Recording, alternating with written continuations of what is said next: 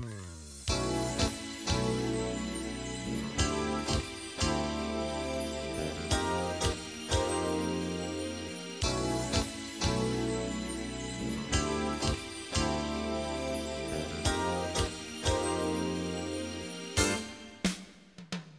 we're focusing in on this triangular-shaped piece of land which encompasses 3 neighbourhoods: Lorelei Manor, Suburban Park and Flood Park.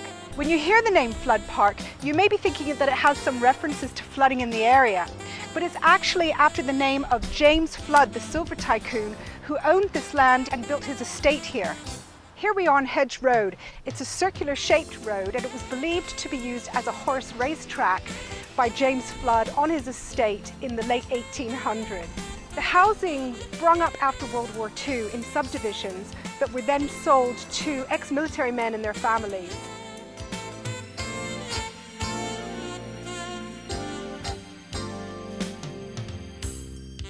There are still some of the original ranch-style homes, but as families' needs have evolved, there have been remodels and even total rebuilds.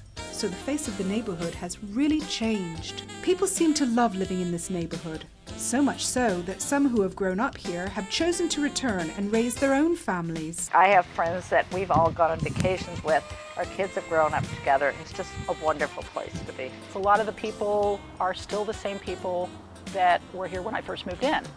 So we have longevity, but we also have new people coming in, people with families, and so it's a mix, and it just kind of is a nice blend of people. Instead of choosing to move to a bigger home, like many others, Elena's remodeling to make her house work for her growing family. We did need more space, so that's why we're going into a major remodel to add the space that we need that we were looking for. When I first moved on the street, no 2-story houses.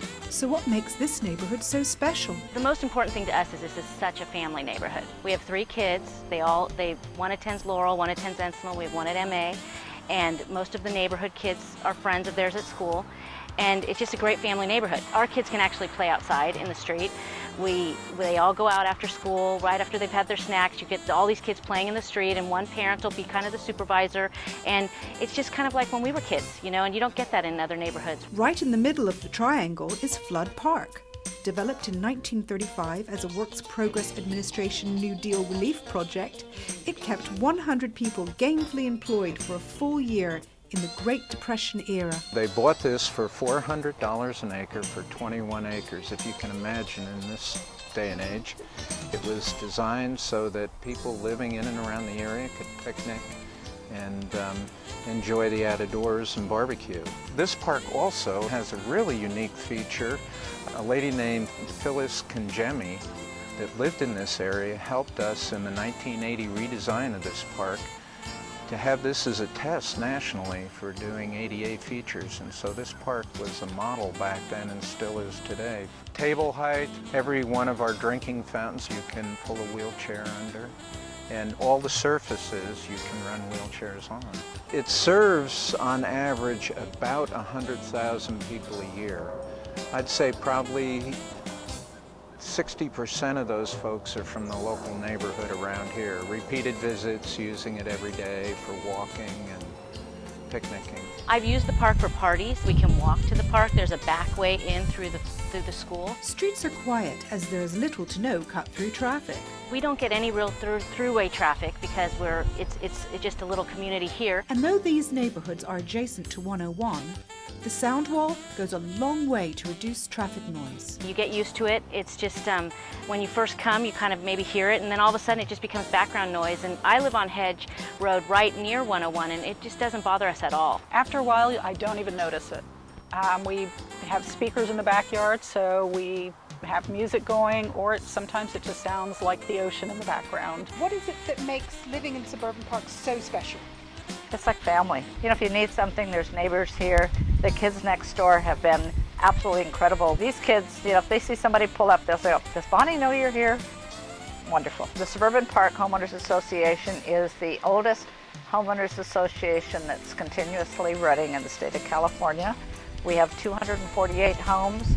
We have a directory of the community. It also gives who's willing to do pet sitting, who's willing to do babysitting, and you just have to kind of look through it. So you have a way of knowing which neighbors you can connect with. It tells what people do for a living, so if you want to support their business, you can do that. Every year we have a neighborhood garage sale. Then neighbors walk around and they talk to each other, and it's another social event. It's just another way for us to connect. We do Christmas caroling at Christmas time in the neighborhood. We do Santa visits on Christmas Eve. In July we have a bike fair. All the kids decorate their bikes and get, it all dressed up, and all the kids look forward to it. Easter, there's an Easter egg hunt. Halloween, there's a parade with the costumes, and our kids have just grown up, and it's kind of nice to just have these traditions.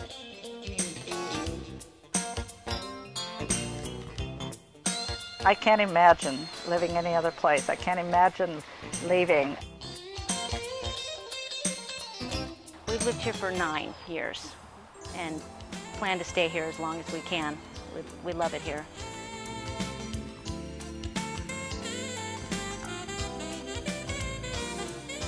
Join us again to check out another one of our wonderful neighborhoods of Silicon Valley.